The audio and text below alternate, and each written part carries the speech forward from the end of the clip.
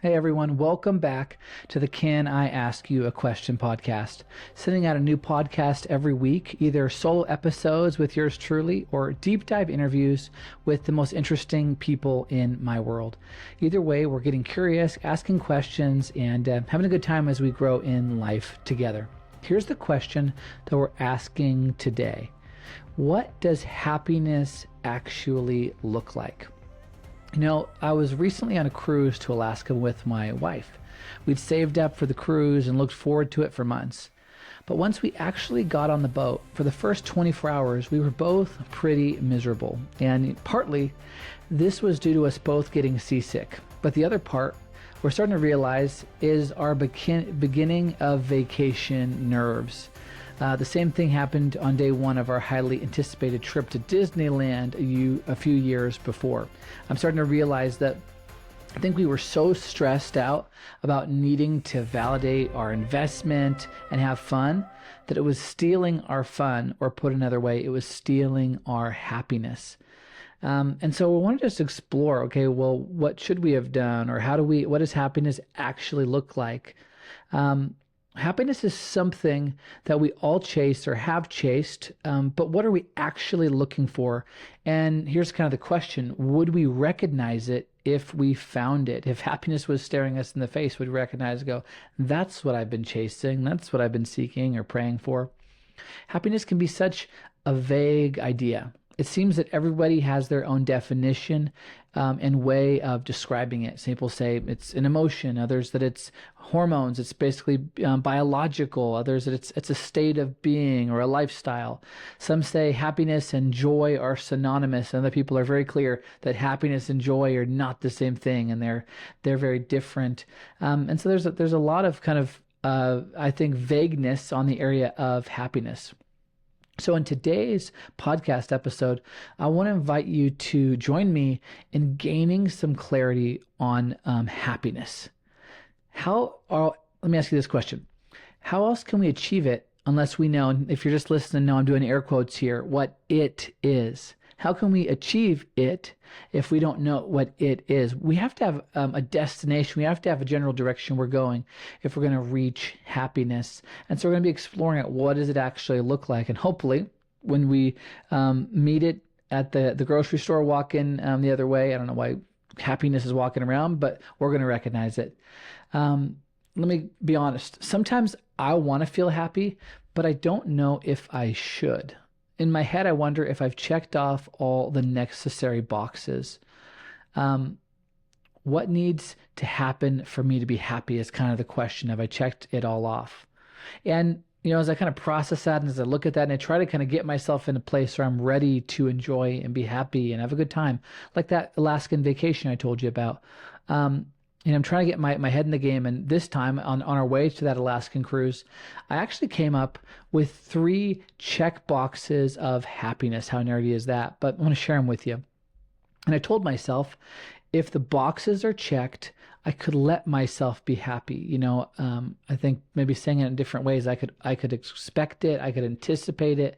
I could without guilt ask the Lord to bless our time. I don't know. I just told myself, if I could check these boxes, I could let myself be happy. And, you know, thinking about it afterwards, conversely, if the 3 check boxes aren't checked, then I would know where to start to work towards happiness. These 3 check boxes that sort of just occurred to me, and, you know, if in my reading or somewhere I got inspired by someone else, I'm not recalling it, but if anyone knows, let me know. I want to, you know, honor them as well. But I think I'm just thinking about it. And these check boxes, they occurred to me, and they're basically 3 core desires that I believe each of us can relate to. Many, if not all of us, have. And I realized that these 3 core desires can be looked at almost as 3 check boxes towards happiness. And the more boxes I have checked and the more fully and with gusto I check them, then the happier I should be or can anticipate being. And the less these core desires are satisfied, the less likely I am to be happy. As we better understand these core desires, and I'm going to share them with you today, I believe we can better understand what happiness actually looks like to us. And here's kind of the hope. that we'd actually gain insights on how to achieve more of it. I find that if you understand how something works, then it's like knowing how a car works. Then you're more likely to be able to maintain it and sustain it, and if you need to, repair it to keep yourself on the road. These core desires, or these 3 check boxes of happiness, I want to give you, just to let you know right now, they're not highly specific, like obvious ground level things that are also good, but such as reaching a certain income, losing a certain amount of weight, getting in a relationship, getting married by a certain time. I believe that often when we think about happiness, we're thinking of this very top level goals. But I believe that they're actually driven by these much deeper and broader core desires that are foundational for us and for kind of everything we're driving. And I think it drives so much sort of above the ground as these foundational core desires. And so the first one that to me I just look at and I go, man, when I'm saying I want to be happy, what am I really desiring and what needs to occur for me to achieve it? And that core desire number 1 is to be safe, to feel safe. Just want to sit on that and pause on that for a moment. Do you wake up most days feeling holistically and intrinsically and in every way you can imagine safe and at peace? I don't always. It's a struggle. It's a longing. It's a longing for, I believe that the Hebrew word for, the peace of God, and the way they'd say it in the Old Testament is shalom. I believe that we have a longing and desire for the peace of God, the protection and the safety of God, to feel, as is kind of chorused, I want to feel safe.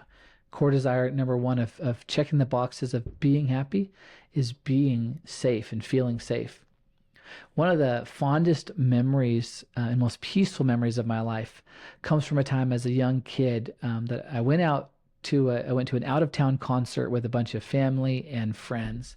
And the concert was great, had an awesome time. I think that the main artist, a Christian artist, did like a stage walk, like stood out on the stage, and I think like in the crowd, and I got to like hold up his boot, or 10 pounds of it distributed over everyone else was holding them up, and that was amazing. But the primary memory happened on the 4-hour or so ride home late into the evening. I was riding with my family, some of our friends, in our old Suburban. It's as far as I remember it, a big, boxy, 3-row SUV. It probably didn't get great gas mileage. And I'd fallen asleep laying on the back seat. And I was awakened by the sound of some of our group getting out to stretch their legs at the gas station that we just stopped at. And I vaguely remember my mom offering to get me a snack, or at least knowing I could get up, I could stretch my legs if I wanted, I could get out. But I chose to just lay there in the back of the SUV. The air inside was cool on my face and my body. And as best I can remember, I was covered by a blanket. And so what's the memory? What stuck out about that? What's so special about laying in the back of a Suburban at, who knows, 1 a.m. somewhere in Oregon at a gas station? But here's what stuck out to me is it was the memory, it was the feeling of peace I felt surrounded by my friends and family. They were awake and watchful, so I could slip into dreams and I could sleep. I was surrounded by those I trusted and I was safe. That feeling of peace and safety, that memory of that moment has stayed with me for over 20 years. I think about it. And that moment, I believe that core desire was met. I was experiencing it. I was experiencing a form of happiness because I felt safe. I believe that this is the first core desire that many of us have. It is this desire to be safe. Now, we might chase safety through money. We might chase it through relationships. Some people, they can, I knew a guy that he would not break up with a gal until he already had another relationship, basically already started. He was using relationships as a safety net. He was being obviously incredibly disrespectful to these gals. And, but he was chasing, I believe, one of the things is safety or security through relationships. We can chase safety through spirituality. Done right, that's a great way. We can chase safety through self-defense training. I noticed that a lot of times there'll be guys that are maybe smaller or shorter in stature that maybe they'll learn self-defense, or they'll work out and really dedicate themselves to the gym, and not in a mocking way, but they're probably compensating for something. And what they're compensating for is going to be a feeling of not feeling safe, not feeling maybe like they're respected or they could defend themselves. Some of us try to achieve safety through prepping and hoarding things, or like I'd already said, money, and you're just saving up. And so those are the externals, but I think that the core desire is for safety. Here's the good news back to the story of our cruise. Around day 2, we started having an absolute blast. We had a great time. The rest of it, if anybody wants to send us on another cruise, we would be happy to go somewhere like Alaska, European cruise. We had a blast. We began to relax and get into the flow of the trip. In my preparation for the trip, I reminded myself that I was safe. My family was safe, about as much as they can be on this earth.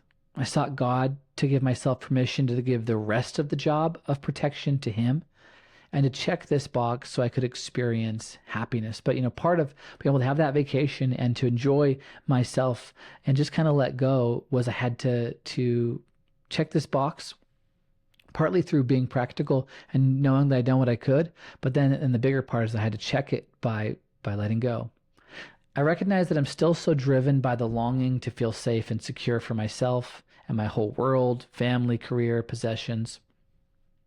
And, getting a little introspective for a moment, but I think you can relate to this. I believe it needs to be a point of conversation with myself and God, and something I need to both hold on to and at the same time let go of and hand to God. It's this tension. I hope that was no word salad what I just did there, but it's this tension. It's a goal to pursue that I'm actively seeking to make my family and my life safe and secure and being wise there. But it's also a process to trust and accept. It's a process to ultimately rest on God and His protection. As we're going to dive into more in this episode, it's a process to trust and accept that we're not in heaven yet. It's that we're on this earth and there are dangers, and it is a journey and it's not perfect.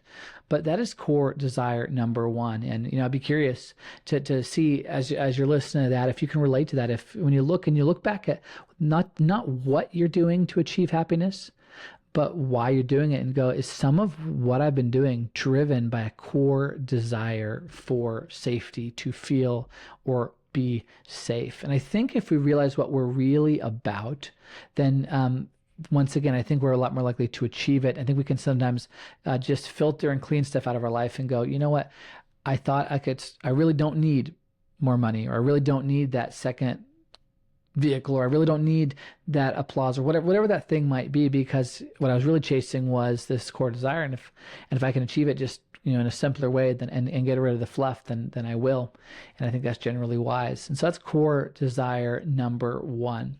Core desire number 2 is, I believe we all have a desire when we say I want to be happy. I think one of the things we really mean is I want to be satisfied. I believe we have a core desire to be satisfied. One of my favorite movies growing up was Blank Check. Any 90s babies that watched Blank Check? It's about a kid who finds, as you might guess, a blank check and ends up writing himself $1 million check, which, lo and behold, there's some plot twists. He successfully cashes and he walks out of the bank with, I believe, bags and bags equaling $1 million of cash. And I liked the mansion and the water slide that he purchased. I thought that was a pretty cool part in the movie. But what I really wanted was to recreate the scene where he's eating directly from, I think it's like a 3-gallon ice cream container, just like the one at the ice cream store that, they feed people on all day. And he's riding in a limousine with the ice cream on his lap, as I think in one hand, basically, he's pouring chocolate sauce and whipped cream on top and eating it out of there. And, I always wanted to have that experience of abundance, of satisfaction, of just having more than enough, of being satisfied. I believe that the second core longing that many of us have is to be satisfied, to have enough, and to enjoy what we have. I want to say that again because I think it's pretty good.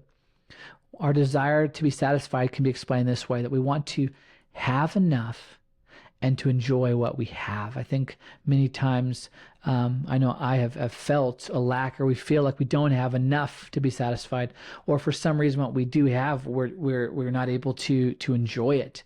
And I think that happiness is about having enough and learning to enjoy what you have. Personally, let's get honest again. See if you can relate to this. My life has been plagued by a bad bout of dissatisfaction. And often it's only looking backwards in retrospect that I realize just how good I had it. And for the millionth time, I ask myself the question, why didn't I enjoy it while I had the chance? Why didn't I allow myself to be satisfied? Why didn't I honor others and appreciate the opportunity, appreciate the moment? If nothing else, I hope that maybe I can help someone else that's like me to start to get free from this often self-induced state of dissatisfaction. Personally, I wish that I had learned years earlier that it's not really my family's problem, my friends, my possessions, or my situation that's the problem. It's my own unwillingness or inability to enjoy the feast of life set on the table before me. Let me say it again in a different way. It's not the chef. It's the diner. It's not everybody else. Almost always, this inability to be satisfied, this inability to check the box of satisfaction and achieve this part of happiness, is not because we don't actually have enough, but what we see it as not enough. It's not because we actually are incapable of enjoying the life we have. I could never enjoy my job, really. I could never enjoy my spouse. It's not like it was before, really. I don't enjoy being a parent. Really, like so many of the times, the things we tell ourselves, we say that, hey, it's not enough, or just for some reason, it's not me, bro. I can't enjoy it. And so many times I've just seen that is not true, and it's actually good news. It means I have the ability to change and actually choose this second part of happiness and achieve this core desire. Choose to allow myself to be satisfied and to enjoy those moments. I suspect that one reason I haven't let myself to be fully satisfied in so many areas is that I'm waiting for something better. I think one reason that many of us, we struggle to be satisfied, all the perfectionists out there, if you find yourself, people are, as maybe really anal or I love self-development, but you're just always on the self-development train. I think that the problem that can happen is it can actually begin to undermine our happiness because, like I said, I think sometimes we're not letting ourselves be satisfied because we're waiting for something better. We're saying in our hearts and our minds, yeah, this first course looks good, but just wait for what's coming next. And hope is great, but if hopefully you can see, it might be becoming obvious how that begins to undermine your happiness. The secret I'm slowly learning is that there are very few big, once again, air quotes, enjoyments in life. Instead, it's a multitude of little enjoyments that are stacked or combined together that combine to make a beautiful and happy life. And I think that's where kind of the flaw is, that many times we're saying, well, I'm waiting for the bigger version. I'm waiting for the better version. I'm waiting for the better car. But if you don't learn, as I'll kind of say in a different way here, I think we're missing out. Just enjoy the car you have. And if a better or bigger car comes, that's a great surprise. But I think delaying our satisfaction till the better comes is kind of a fool's errand. I've come to believe and observe that only those willing and able to enjoy each little bite of life will be able to appreciate the cumulative big feast. So I'm encouraging you. Enjoy a moment holding onto your spouse's hand in the grocery store. Enjoy a moment in the presence of God. Enjoy a moment of sunshine on your skin as you step out to maybe go to work. It adds up. These things add up. And I think many times we're setting up unrealistic expectations. We're waiting for a world that doesn't exist. We're waiting for our backstage to match someone's front stage highlights Instagram reel of a life, and their life isn't always like that. Our life isn't going to be always like that, and we have to learn to appreciate the daily little enjoyments, and together it builds up, and you go, that person is feasting on life. But it's a step-by-step process. As with the first core longing to be safe, I believe I need to, or core desire, I believe I need to be talking with God about my longing, about my desire to be satisfied. I know Scripture certainly has a lot to say on the subject, and Jesus invited those who are weary and heavy laden to come to him, and he would give us rest. I'm choosing to have this conversation with God without guilt or shame, but humbly and honestly. I think that trying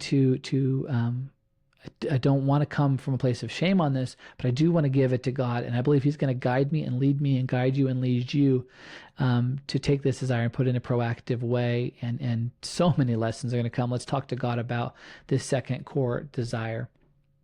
Before I go into core desire number 3, I just want to quickly just ask you a favor.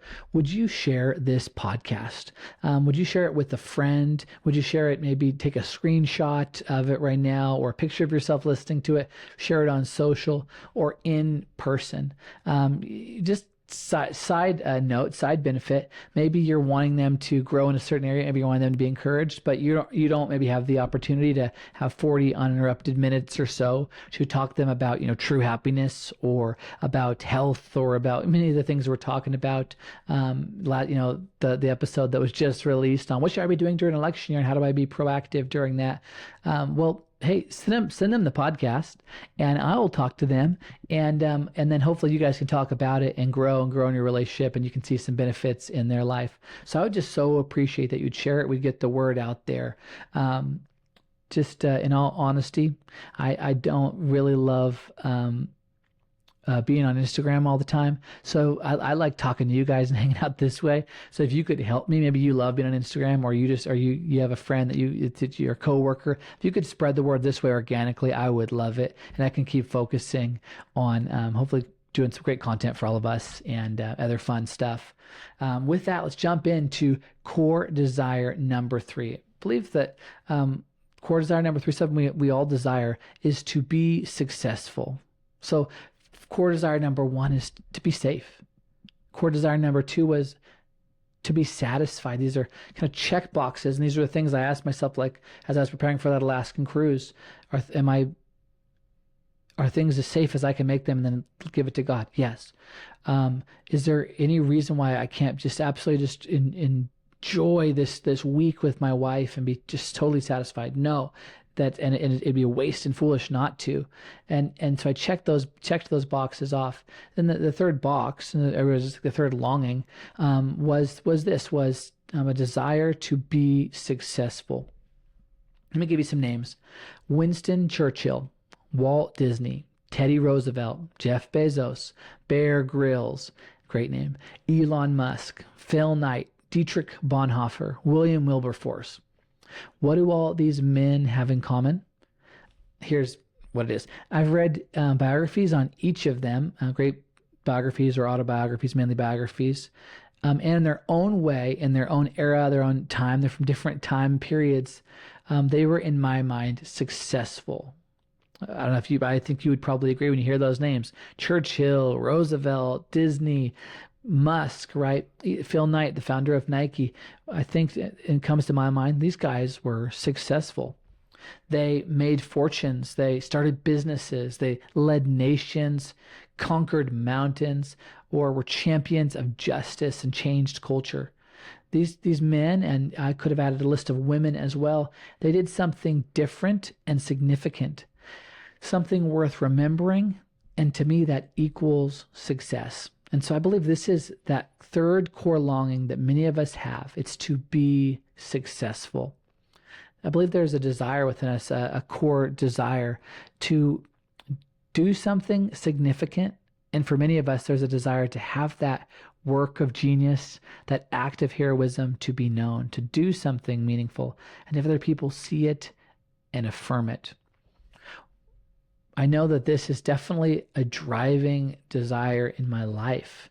One interesting thing about these core desires of safety, satisfaction, and success is that they often compete against each other, This is probably the clearest seen in the pursuit of success.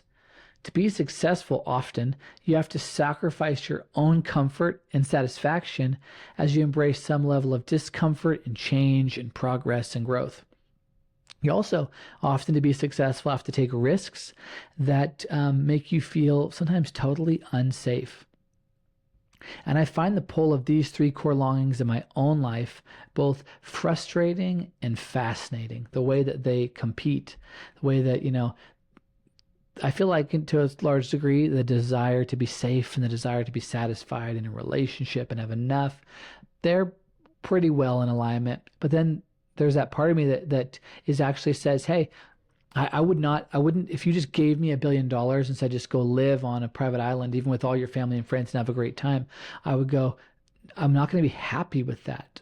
I not only want to be satisfied, and I'm going to have a great time on this island and love my family and eat some good, I'm imagining there's pork on this island, some good, maybe Hawaiian style pork. I'm going to have a good time, but I'm not going to be fully happy because there's this core desire to do something significant, a core desire to do something, to be successful. And these things, the way they pull and they shift and they compete, it's frustrating at times. It's frustrating to sometimes to not be able to maybe to feel like I have a hard time being satisfied or have a hard time slowing down or not taking risks because I have this drive to be successful. And it's the way these sometimes warp. It's interesting. And I imagine as you're listening that as you see them, you go, man, yeah, I can see all three kind of struggling within me. I feel like I could have gone, a lot more in depth in exploring what happiness actually looks like and exploring these three core desires that I believe drive us. But I just want to leave you with a few thoughts, and maybe we'll come back to this in their podcast, or maybe we won't. But I wanted to leave you with a few thoughts on it, and just this basic framework for what I think is really what we're really wanting when we say I want happiness. What it really looks like, and to me, that's to be safe, to be satisfied, to be successful. But here are a few closing thoughts. One, I don't think these core desires to be safe, satisfied, and successful are wrong. I think they're natural. I think they make sense. I think I really can't imagine, like, it just makes so much sense as human beings that we would, and in this world that we live in, that we would long for those things. Number two, I think happiness is found, at least in part, when we experience the fulfillment of these core longings, of these core desires. I don't think perfect safety, satisfaction, or success, meaningfulness is possible on this side of heaven. So I think we do have to practice gratitude and patience and thankfulness and faith to experience them as much as we can. And I think that is some of that tension. Is I think we have a desire that, as I'll kind of get to, I'm still on my own point, that no earthly thing can potentially fulfill, that we won't necessarily fulfill in this life. And yet I think to the degree we can, and the degree that we are walking in these, our happiness does increase. To the degree that we're still in process, to the degree that we have not achieved it, we're going to have to practice patience. We're going to have to be grateful, even in the face of sometimes where we feel like we don't have everything we need, or we're not totally satisfied, or things are dangerous, or there is a threat. We're going to have to practice thankfulness. We're going to have to practice faith. So much of it, and that the gap between our life as it will be in heaven and our life now, really I think comes down to then putting our faith in Jesus and living now as if it were fully done, even though we're not in heaven yet. The third thought I want to leave you with is that I think much also of our sinful and self-destructive actions are driven by these core desires as well. So we have to be careful with them. And that's where I wanted this episode to be somewhat prescriptive. Hey, do this, take this suggestion, try this out, but primarily descriptive, to just say, I think these are the core things. Maybe there's more, I'm not sure, but these are three core, and I feel like they're pretty exhaustive, and they kind of cover the bases. These three core desires, they're driving so much of what we do. And I think what we mean, we say, I want to be happy, I want to be fulfilled, I want to have a meaningful life.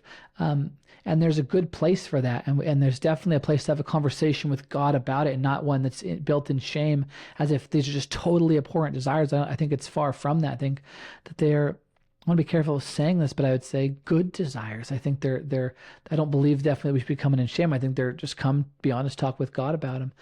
But they can, it's just as they can lead us to conversations with God, and just as their fulfillment can lead us to happiness, their pursuit can also lead us to sinful and evil and destructive behaviors and actions as well.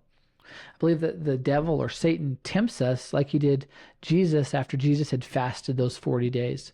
In that time, and in that the account of the temptation of Christ, the devil, he offered, I said this way, he offers us what is rightfully ours, but in a, once again, air quotes, today's podcast is a podcast of air quotes. He offers us what is rightfully ours, but in an, air quotes, easier or air quotes, quicker way. And in so doing makes us sinners and thieves of our own inheritance. In the temptation of Christ, the devil's basically offering him like, hey, if you worship me, then I'll make you basically ruler of the world. Well, Jesus is already ruler of the world.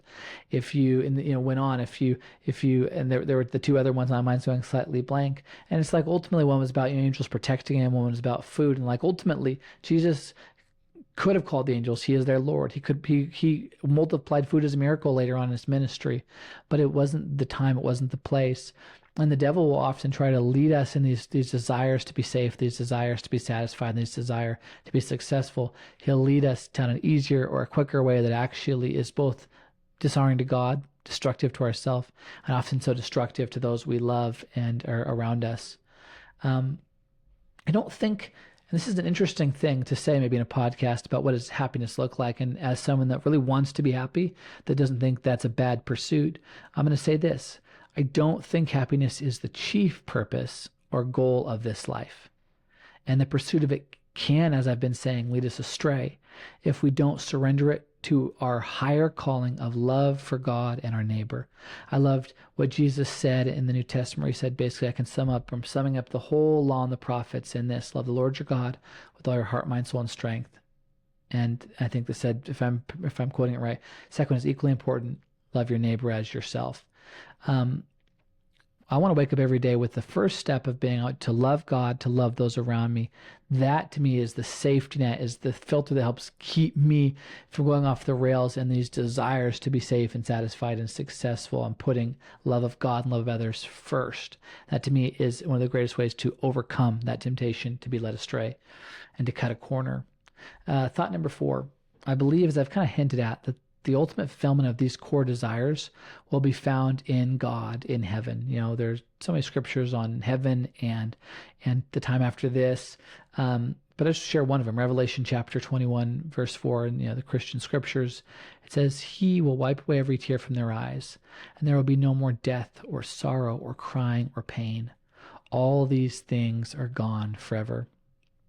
For all of us who put our faith in Jesus, this life is but the beginning of our beautiful journey. And that gives me hope, and it gives me a source of happiness too. That while I am desiring, as I've just repeated so many times, safety and satisfaction and success and meaningfulness, ultimately I'm recognizing that its full fulfillment comes in eternity with Christ. And it gives me a patience, and it gives me a hope, and it gives me a sense of the trajectory, and realizing that this life is really a small part compared to the eternity that we are going to spend with God. It's great news. So here's a couple questions for you to kind of bring it back to you, and hopefully leave you thinking and curious and growing until next week. Question number 1, what does happiness actually look like for you? So we've asked this question: what have you been pursuing? And can you maybe tie it back to these core desires? What adjustments do you need to make? Number 2, do you relate to these core desires to be safe, satisfied, and successful? And number 3, where do you need to make the adjustments in your pursuit of happiness? Now that you're seeing them, now that you're seeing some of what's going on, maybe understanding what's really driving some of your behaviors, is it being ruled by love?